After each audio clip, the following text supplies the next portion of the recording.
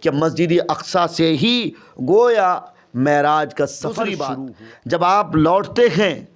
تو اسی مسجد اقصی میں سب سے پہلے آپ نے سارے نبیوں کی امامت فرمائی ہے۔ تقریباً 17 مہینہ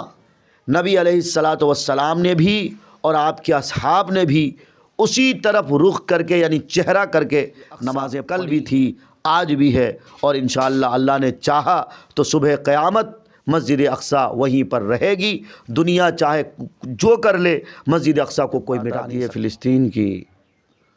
تو آپ کو دور نبوی میں بھی جانا پڑے گا، چونکہ فلسطین کی لڑائی کوئی آج 100-200 سال کی لڑائی نہیں ہے، بلکہ یہ بہت پرانی لڑائی ہے۔ وجہ جانے کی اگر کوشش کریں گے، نبی علیہ الصلاۃ والسلام جو کائنات کے سردار ہیں اور صرف مسلمانوں کے نبی نہیں بلکہ پوری دنیا انسانیت کے نبی ہیں، آپ چرند پرند کے بھی نبی ہیں۔ جب آپ کی بعثت یعنی آپ کو جب اللہ تعالیٰ نے اس دنیا میں بھیجا ہے تو دنیا والے جن برائیوں میں لت پت تھے، مثلاً مظلوموں پر ظلم کرنا، بیٹیوں کو زندہ جلا دینا، عورتوں کو منحوس سمجھنا، یہ ساری برائیاں ان میں پائی جاتی تھیں، لیکن اللہ تعالیٰ نے نبی علیہ الصلاۃ والسلام کو بھیج کر اس دنیا میں مبعوث فرما کر ان ساری برائیوں کا خاتمہ فرمایا۔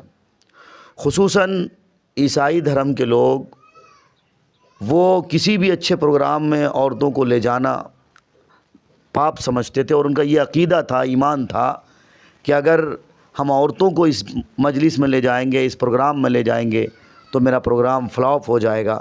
لیکن نبی علیہ الصلاۃ والسلام نے اس کا بائیکاٹ کیا، لوگوں کو سمجھایا کہ لوگوں عورتوں کے مقام و مرتبے کو سمجھو، تم اسی عورت کے پیٹ میں پلے بڑھے ہو 9 مہینے تک، اس ماں نے تمہیں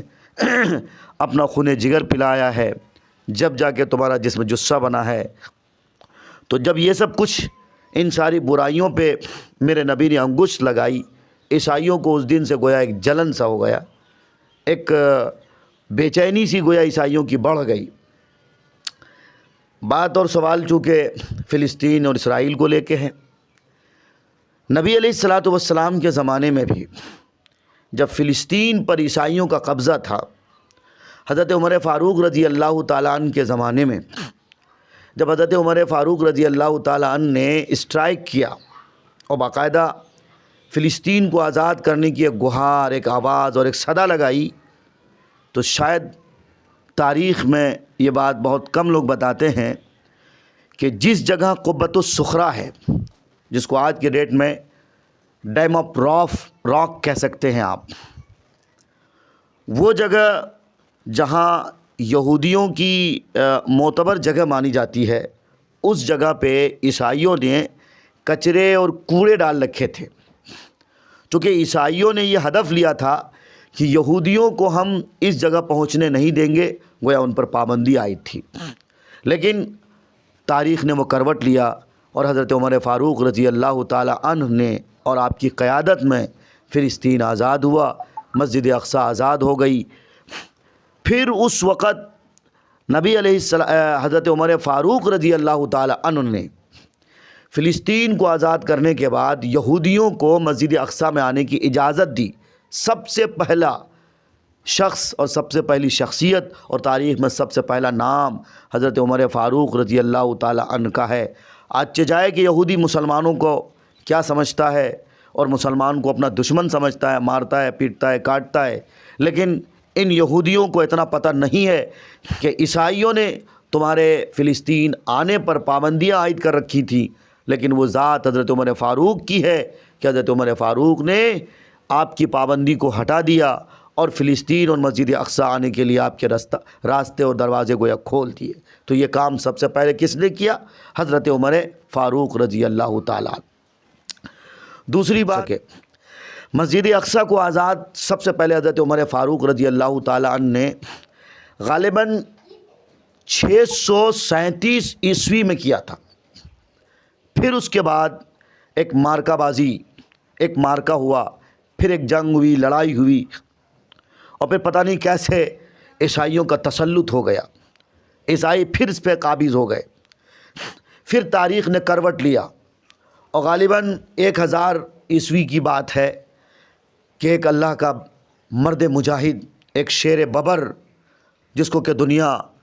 صلاح الدین ایوبی رحمۃ اللہ علیہ کے نام سے جانتی ہے، آپ پیدا ہوئے اور آپ نے مسجد اقصیٰ کی آزادی اور فلسطینیوں کو آزاد کرنے کے لیے ہر ممکن کوشش کی، ایڑی کی چوٹی لگا دی، اور الحمدللہ اللہ کی طرف سے مدد بھی حاصل ہوئی، مدد بھی شامل حال ہوئی۔ فلسطین پھر سے ایک بار اب آزادی کی صدائیں بلند کر رہا تھا اور فلسطینی آزادی کے گولڈن جبلی منا رہے تھے۔ مسجد اقصیٰ پھر سے آزاد ہو گئی تھی، لیکن میرے بھائیوں تاریخ پھر سے کروٹ لیتا گیا۔ بات آتی ہے سلطنت عثمانیہ کی۔ یہ میں آپ کو دھیرے دھیرے بتا رہا ہوں ورنہ ویڈیو لمبی ہو جائے گی اور آپ بھی سمجھیں گے یہ تو باقاعدہ تقریر ہو رہی ہے، لیکن نہیں بھائی، معراج صاحب کی خواہش تھی کہ فلسطین کے تاریخ کے حوالے سے، چونکہ فلسطین کو لوگ صرف اسرائیل اور فلسطین کے حوالے سے جانتے ہیں، یہ تاریخ بہت کم لوگوں کو پتہ ہے، اس لیے میں نے مناسب سمجھا کہ ذرا اوپر سے آپ کو بتاؤں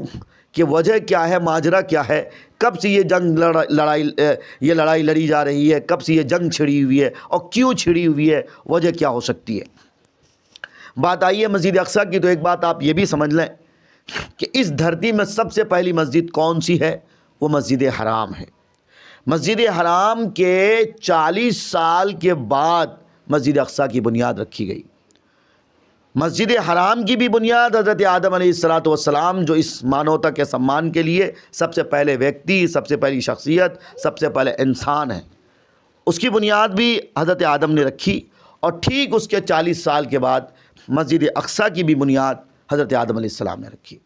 مسجد حرام کی تعمیر نو یعنی جدید ٹیکنالوجی اور جدید تعمیر کے مطابق کس نے اس کام کو انجام دیا؟ حضرت ابراہیم علیہ السلام۔ اور پھر مسجد اقصیٰ کی دوبارہ جس کو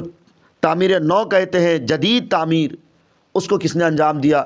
ایک روایت کے مطابق حضرت یعقوب علیہ السلام، پھر نام آتا ہے حضرت داؤد کا بھی، حضرت سلیمان علیہ السلام کا بھی۔ ناظرین اور سامعین، بتا دینا مناسب سمجھتا ہوں کہ دھرتی میں دوسری مسجد ہے مسجد اقصیٰ، اور مسجد اقصیٰ کو سارے مسلمان اس لیے بھی بہت زیادہ مانتے ہیں کہ ایک حدیث میں نبی علیہ السلام کا فرمان بھی ہے کہ مسجد اقصیٰ سے کوئی اگر احرام باندھ کر عمرے کی نیت کر کے جاتا ہے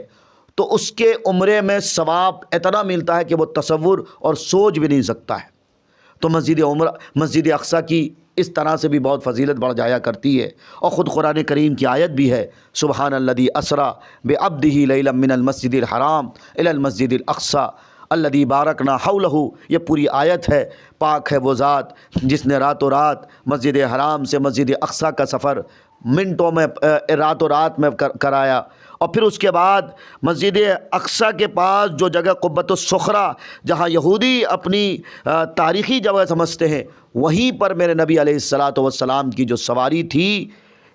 جس سواری کو براق کہا جاتا ہے، جو برق رفتار یعنی بجلی کو آپ جس طرح دیکھتے ہو کہ پل میں چمک اس کی روشنی آتی ہے پھر پل میں غائب ہو جاتی ہے، اس سے کہیں تیز تند سواری تھی، ساتوں آسمان کا سفر کیا، پھر اللہ تبارک و تعالیٰ کے ہاں آپ باقاعدہ گئے، جبرائیل اس سے آگے نہ بڑھ سکے اور جبرائیل واپس ہو گئے۔ بزرگوں، ساتھیوں اور میرے ناظرین اور سامعین، میں بتا دینا چاہتا ہوں کہ مسجد اقصیٰ کی اہمیت اور فضیلت اس لیے بھی بڑھ جایا کرتی ہے کہ مسجد اقصیٰ سے ہی گویا معراج کا سفر شروع ہوا۔